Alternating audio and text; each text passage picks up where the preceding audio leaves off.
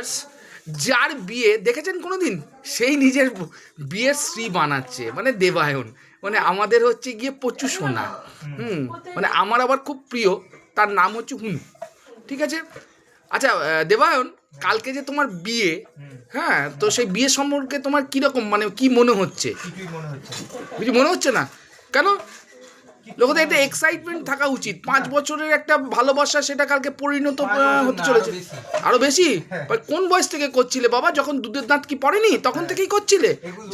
বাহ, খুব সুন্দর। ওই জন্য দাঁত একেবারে বেরিয়ে পড়েছে 32 পাটি, কিন্তু এখন এখন বুঝতে পারছে আটা সানছে, আটার মতো সেনে চলেছে।